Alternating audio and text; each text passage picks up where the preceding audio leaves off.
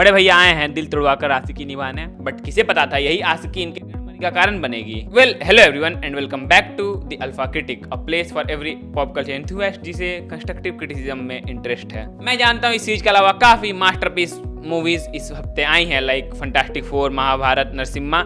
Like I am craving to watch that, but मेरे नज़दीकी theatre वालों की भाई मार के रखी उन्होंने सैयारा लगा के। सैयारा के 10-10 शो चला रहे हैं वो दिन भर में।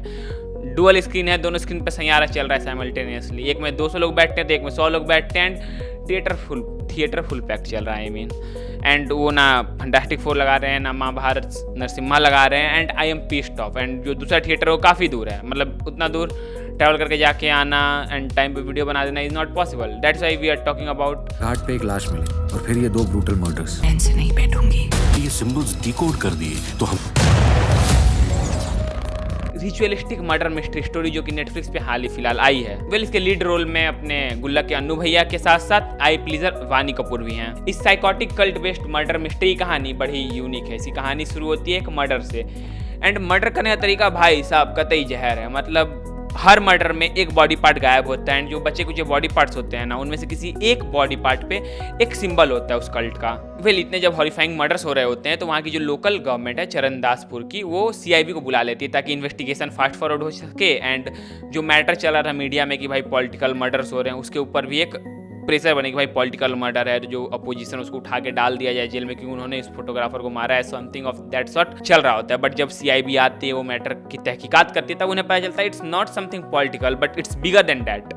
एंड फिर कहानी वैसे ही अनफोल्ड होना शुरू होती है। अब जो सीआईबी की लीड इन्वेस्टिगेटिंग ऑफिसर होती है, उनका रोल अपनी वानी कपूर ने किया एंड इनकी एक्टिंग की विडंबना हम सभी को पता है। मतलब मोहतरमा आई प्लीजर का काम बहुत अच्छा कर लेती हैं, बट इस सीरीज में इन्हें one of the lead role मिला जहाँ इन्हें काफ़ी इंटेंस एक्टिंग करने की ज़रूरत थी, बट मोहतरमा फेल करती हैं। ठीक है, मतलब बहुत ख़राब भी नहीं है, तो ऐसा नहीं है कि आप सीरीज के फ्लो एंड इंटेंसिटी के साथ मैच कर पाती हो अपने एक्टिंग लेवल को। मतलब इनकी जो एक्टिंग है ना, वो सीरीज के इंटेंसिटी को मैच नहीं कर पाती, उसके बोल्डनेस को, उसके हॉरिफाइंग नेचर को मैच नहीं कर पाती है।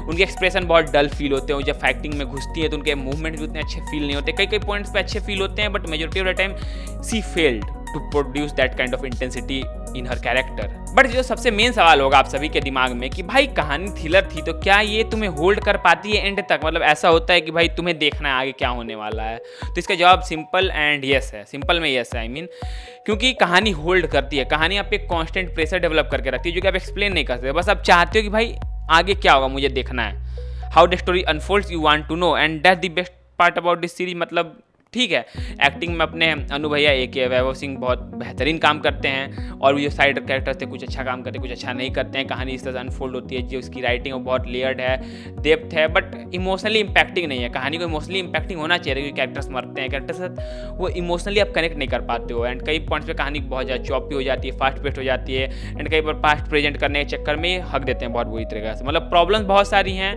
बट ओवरऑल जब आप देखते हो तो आपको मज़ा आता है। मतलब ओवरऑल आपको एंटरटेनमेंट प्रोवाइड करवाते हैं। हाँ, एंड से मैं सेटिस्फाइड नहीं हूँ बिकॉज एंड बहुत ही मतलब अजीब सा लगा। मतलब बहुत सारी चीज़ें, पहला सीजन था तो आपने बहुत सारी चीज़ें अनरिवील कर दी, बहुत सारी चीज़ें छुपाई जो कि छुपाने का कोई मतलब नहीं बनता है। आप पास्ट प्रेजेंट में बार बार आ रहे हो जा रहे हो लेकिन उसमें कुछ अच्छा सिंक नहीं है। जो मतलब अपना जो विलन है, जो उसका कैरेक्टर है, उसको भी आपने बहुत अच्छे से एक्सप्लोर नहीं किया। मतलब बहुत ऐसे ऐसे प्रॉब्लम्स है ना जो कि इस पूरे वेब सीरीज के नेक्स्ट पार्ट को या फिर उसके नेक्स्ट आने वाले पार्ट को ना बहुत वीक बना देता है। मतलब प्लॉट वाइज बहुत वीक फील होने लगती है इसके एंड को देखने के बाद, क्योंकि अगर आप एंड वाला जो क्रेडिट सीन है वो अगर हटा दो एंड जब जस्ट जो पॉइंट पे सीरीज लाइक लास्ट एपिसोड के 10 मिनट पहले जो सीन आता है उसका अगर आप बंद कर दो ना तो कहानी एक होलसम फीलिंग देती है। बट जैसे आप क्रेडिट देखते हो ना, अब डिसअपॉइंट हो जाते हो सॉर्ट ऑफ। जस्ट लाइक आर्यनक में हमारे साथ हुआ था। आर्यनक की काफ़ी इंपैक्टिंग थी, मर्डर मिस्ट्री कहानी थी, बट एंड जिस तरह से उन्होंने किया फिर उसका नेक्स्ट सीजन नहीं लाया तो उसका जो पूरा इम्पैक्ट है ना वो डाइल्यूट हो जाता है and same goes with it. ये कहानी वैसी बहुत इमोशनली डाइल्यूटेड है बट ओवरऑल एक अच्छी फील देती है, आपको देख के मज़ा आता है, आप इंजॉय करते हो, आप उसके साथ हुक्ड रहते हो, बट एट द एंड आप डिसअपॉइंट हो जाते हो and that the worst part about this series. बहुत लोग इसकी बहुत अच्छी बड़ाई कर रहे हैं, बहुत लोग बोल रहे हैं बेकार है, but my opinion is it's okay. आपको नेटफ्लिक्स पे इससे काफ़ी ज़्यादा अच्छी सीरीज मिल जाएंगे।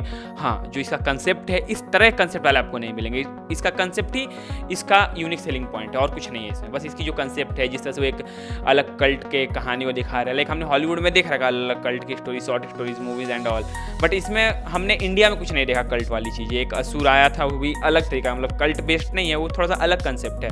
एंड इसका जो कल्ट वाला कंसेप्ट है ना, वो इंडियन ऑडियंस के लिए न्यू है एंड दैट्स क्वाइट प्रॉमिसिंग।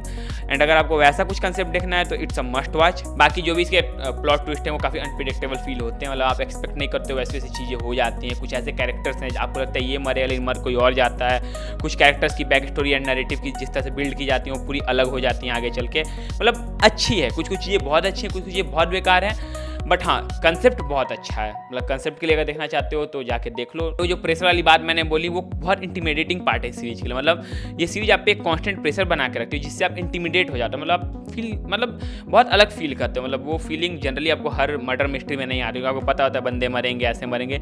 इसके डेथ का तरीका एंड जिस तरह से रिचुअल्स के थ्रू इनमें डेथ होती है ना, वो यूनिक पार्ट है एंड वो आप में बहुत ज़्यादा प्रेशर बिल्ड करके रखती है। भाई आप जानना चाहते हो कि अगला कौन मरेगा, कैसे मरेगा एंड उसका मेन कहानी से रिलेशन क्या है, मतलब क्यों वो ज़रूरी है उसका डेथ, वो उसका कैरेक्टर क्यों ज़रूरी है उस डेथ के लिए, उसका वो बॉडी पार्ट क्यों इसेंशियल था जो गायब हुआ। वो सारी चीज़ जब रिलेट करती है ना तब आपको मज़ा आना शुरू होता है। एंड ऐसा नहीं कि आप स्टार्ट करोगे तो आपको वेट करना पड़ेगा उस सीरीज में घुसने के लिए, नहीं, आप शुरू के 10 मिनट में ही कहानी के अंदर घुस जाते हो पूरी तरह से। अगर तुमने ये सीरीज देख रखी है तो कमेंट में बताओ तुम्हारा ओपिनियन क्या है इस सीरीज के ऊपर।